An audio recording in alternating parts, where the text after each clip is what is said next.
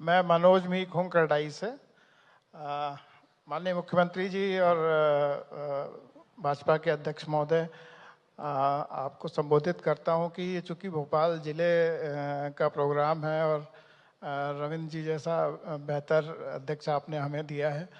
हम पिछले कई समय से भोपाल के बेहतर विकास के लिए काम कर रहे हैं।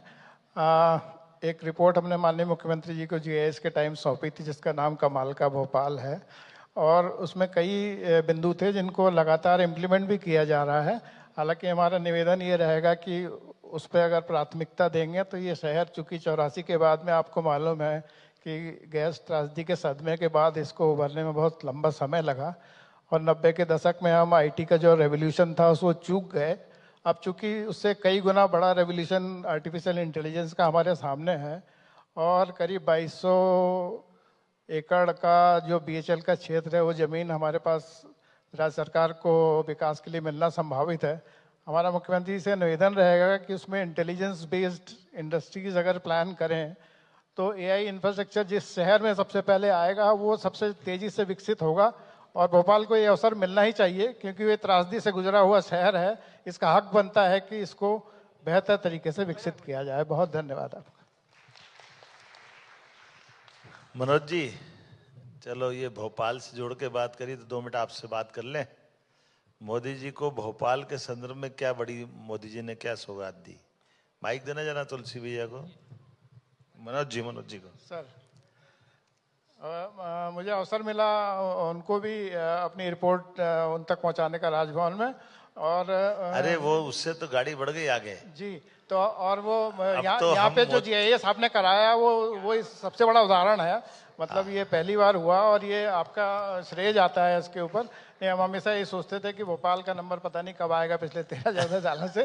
तो ये तो इसके लिए तो आप बहुत धन्यवाद के पात्र हैं माननीय मुख्यमंत्री। देखो मैंने जो प्रश्न किया ना वो थोड़ा सा वापस में ही ले जाते हैं। हमने कहा कि मोदी जी के संदर्भ में भोपाल को 11 वर्ष में क्या दिया? 11 वर्ष में बहुत काम हुए निश्चित रूप से। भोपाल के संदर्भ में मोदी जी द्वारा सीधे मेट्रो दी और अरे मनोज जी को तो बोलने दो। नहीं बिल्कुल निश्चित रूप से मेट्रो दी है और भी बहुत सारे फ्लाईओवर्स भी दिए हैं और देखो मैं आपको एक मदद कर देता हूँ मनोज जी। जी। मोदी जी ने अपने आप को दे दिया। आजादी के बाद पहली बार प्रधानमंत्री अपने साथ रात भोपाल रही हैं। ये हुआ कि नहीं हुआ? बिल्कुल ठीक बात, बिल्कुल ठीक बात। आजादी के बाद कोई प्रधानमंत्री भोपाल में रात गुजारे ये पहली बार मोदी जी के माध्यम से। जीआईएस तो है ही, उस पे सोने पे सुहागा मोदी जी का रात गुजारना हमारे लिए हुआ। ये भोपाल के लिए इस संदर्भ में भी जरूरी है। यद्यपि प्रधानमंत्री नेहरू जी भी रहे थे लेकिन नेहरू जी आए काय के लिए वो तत्समय में आप रिकॉर्ड देख लेना वो भोपाल में नहीं रहे। वो अपनी बेगम साहिबा जो भोपाल की शासिका थी उसके वो कोई से फार्म हाउस पे वहां आकर के शिकार के संदर्भ में आए। तो विकास के लिए भोपाल में आना ये मोदी जी ने सार्थक किया। जोरदार अभिनंदन करें इस नाते से। ये मैंने इसलिए बोला कि हमको सबको ये भी बोलते आना चाहिए और याद भी रहना चाहिए, है ना? तो आपकी इस संस्था के इस दृष्टि से मैंने उसको छेड़ा है। अब फिर बाकी मेट्रो, एयरपोर्ट भी इंटरनेशनल एयरपोर्ट और काम तो रेलवे स्टेशन, विश्व का सबसे आधुनिक रेलवे स्टेशन कमलापति। लेकिन माननीय हम बाकी राजधानियों से जरूर पीछे हैं। अरे अभी जरा ठहरो तो सही यार, जल्दी मत करो, ऐसा मत करो भाई, अभी तो ये शुरुआत हुई है। एक बढ़िया दोहा है, दोहा में दोहरा देता हूं, धीरे धीरे रे मना धीरे सब कुछ होए, माली सींचे सो घड़ा ऋतु आए फल होए। तो आप अभी शुरुआत हुई है, आप जो कहोगे बिल्कुल वैसा होगा।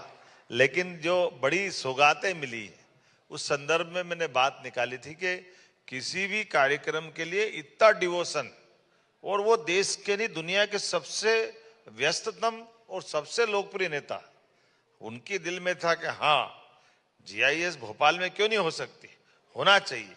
ये उसका जवाब था जब कहते भोपाल में रात में रुकने की जगह नहीं, कहाँ रुकेगा, कौन रुकेगा, व्यापारी आएंगे ही नहीं, उद्योगपति आएंगे ही नहीं, तो बाकी तो ठीक है, प्रधानमंत्री आके रुक गए, इससे बड़ी क्या बात होगी। ये बदलता समय है ना, जब करने की इच्छा शक्ति हो तो चांद पे लोग रात रह जाते। ये उदाहरण हुआ कि नहीं हुआ। तो भोपाल तो तालों की नगरी है, बाबा महाकाल की नगरी भी दूर नहीं, तो बेतालों की नगरी भी है आसपास से अपने, तो ताल बेताल सब यही मिल रहे, चिंता क्यों कर रहे हो। तो सब अच्छा होगा, बैठो आराम से।